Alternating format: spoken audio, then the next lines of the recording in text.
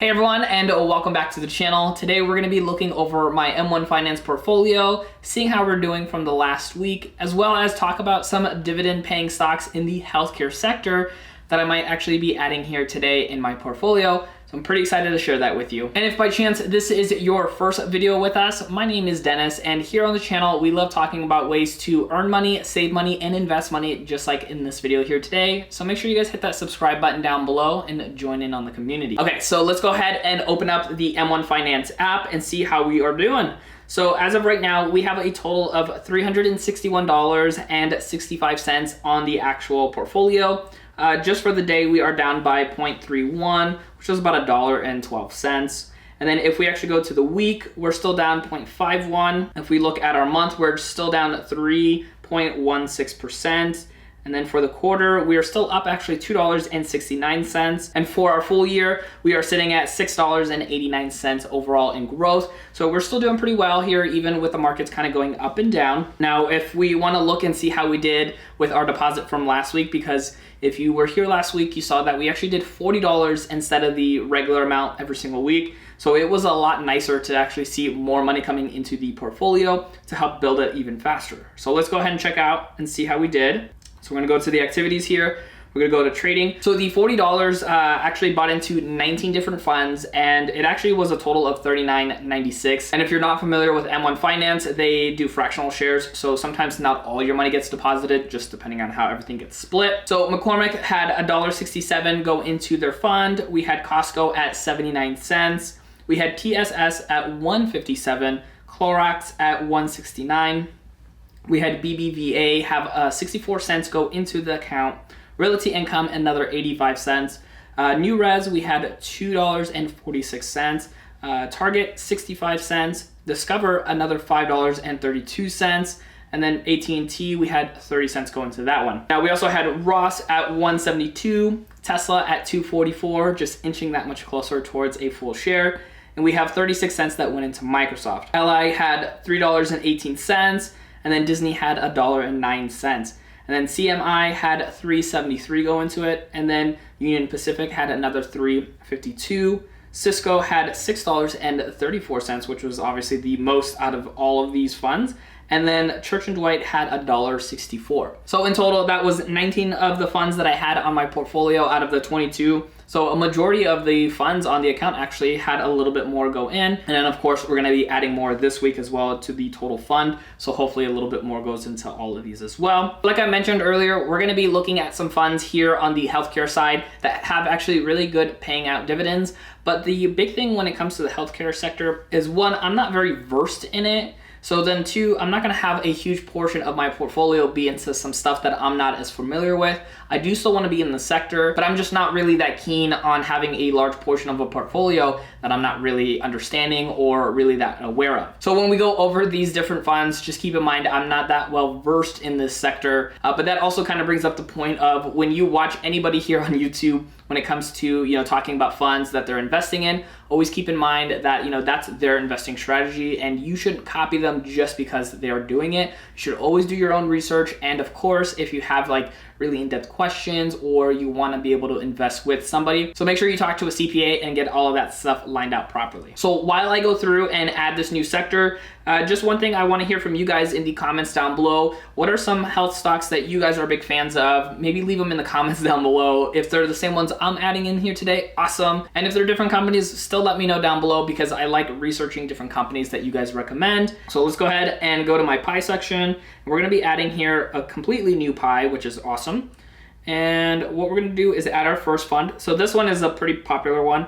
So this one is going to be J&J, which is Johnson & Johnson. A lot of people just know them in general. Their dividend is actually at 2.98%, and they are a dividend aristocrat. They're actually, I think, a dividend king, where they have dividend payouts for over 50 years, which is really amazing when you consider that over 50 years means that they've gone through so many different types of recessions over the years, as well as the Great Recession, and still didn't actually lower their dividends. So for me, I'm excited to add this one into the portfolio. This will probably be the biggest portion of this actual sector since I'm a lot more familiar with Johnson & Johnson than some of the other ones I'll be adding here today. Their PE ratio is 21.2, and then if we look at their price history, so the returns over the last year were negative 5.28%. The last 3 years was about 2.5, and then the last 5 years was about 4.36. So not the best on returns, but of course the dividend yield is really nice. So we're gonna be kind of focusing on this one with the actual dividend payouts and not more on the growth side of things, which is totally fine because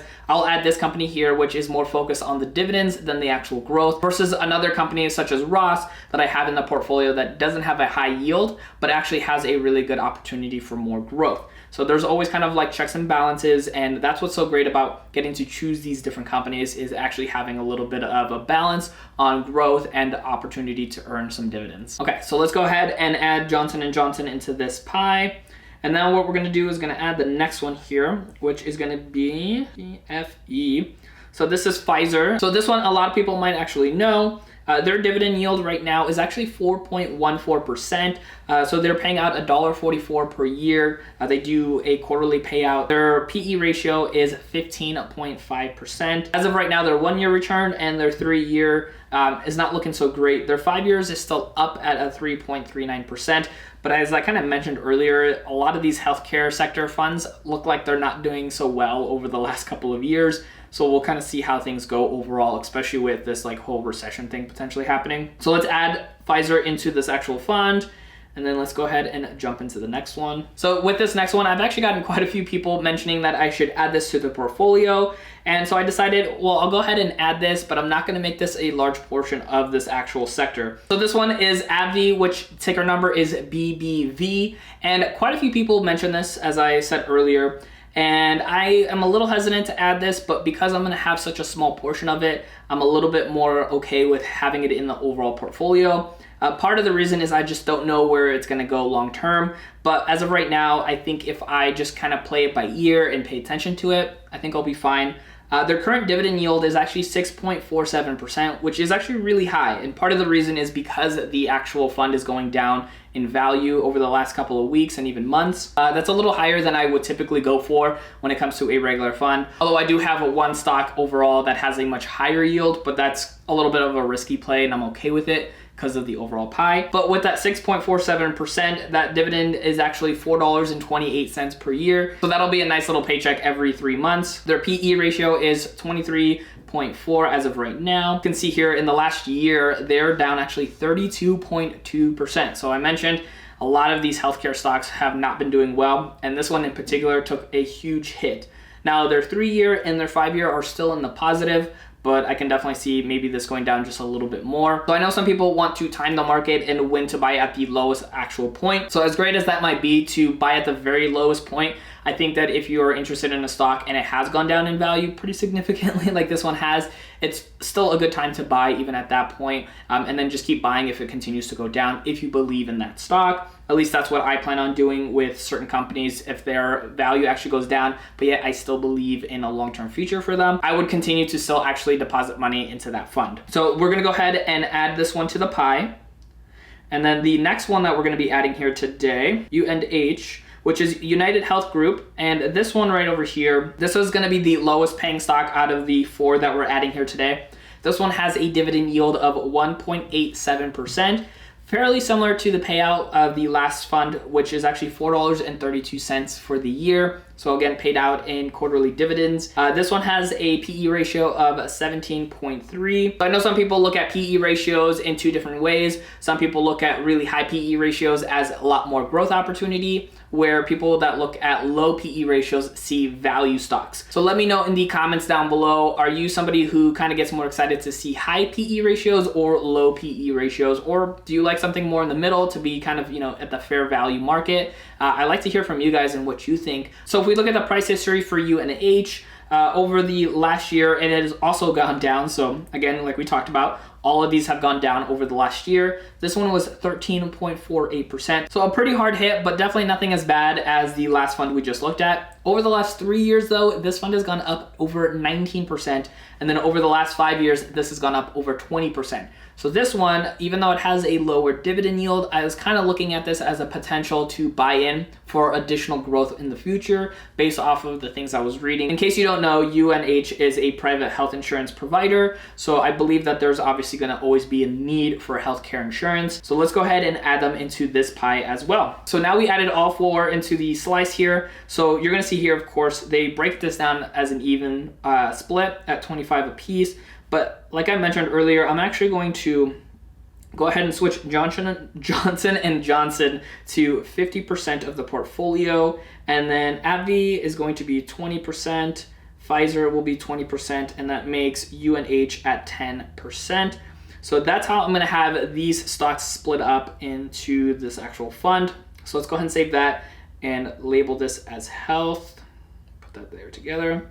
So now what I want to show you guys actually here is if we go into the details for this sector, of course, there's the 4 holdings, there's no expense ratios because we're kind of purchasing these on our own. But that dividend yield, when you break it down in average, is 3.8%, which is a pretty good dividend yield. So now what we have to do is actually go ahead and go back into our investments here, and we have to edit our pie, and then we actually have to add our actual new pie into this portfolio, so that way we can put a percentage to the overall sector. I think we're probably gonna do this one at 5%. Like I mentioned, I don't want too much into it since I'm not as big into healthcare, but we're gonna go ahead and take this away from Vanguard, I believe. I don't think there's anything else I really wanna take away from. So we're gonna go ahead and hit save here.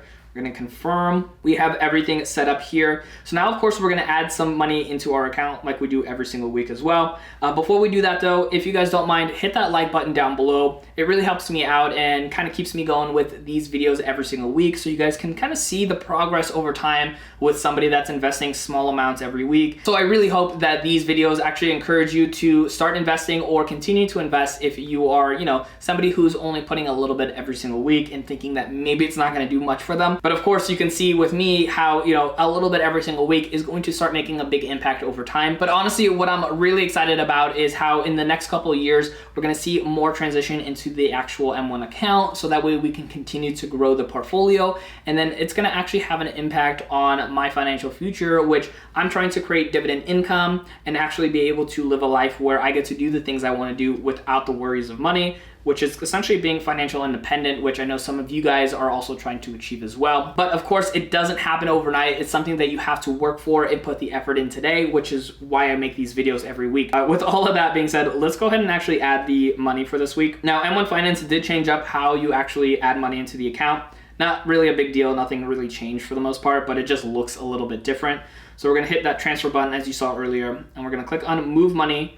We're gonna just do the one-time transfer. I know I could do an automatic transfer, and I do encourage that for other people who just wanna kind of get things rolling. But because I do these videos, sometimes I do them on a Monday, sometimes I record them on Tuesday before they come out. So I don't wanna just have the money auto deposited. I wanna be able to just deposit it with you guys on camera so you can see me actually going through the process of doing this. So of course, we're going to select from the bank, and then go into our account. And now we are adding 20 bucks a week. So if you've been following this journey for a little while, you know that we've been doing $10 a week, and this is the first official week that we bumped this up to 20 bucks. So we are literally doubling the amount that we're investing every week. Last week was a little anomaly because I had some extra money, but as of now, we're gonna be doing 20 bucks a week, which I'm so excited for because that just means we're gonna have a bigger impact. So let's go ahead and hit continue. And let's go ahead and do the transfer here. All right, so the transfer has been pretty much set in place there for us. Now, if we go back here, if I actually click that little arrow button down here, we can see what the estimates are. I won't show you guys today, but we'll show you, of course, next week. And next week's episode is actually gonna be taking a look back at how much M1 Finance paid me in dividends for the month of August, which will also be super exciting as well, so I can update my actual chart. So if you wanna get started with M1 Finance, but want a little bit more detailed information, check out my full review that I have right over here, where I go over the pros and of course the cons when it comes to utilizing this platform.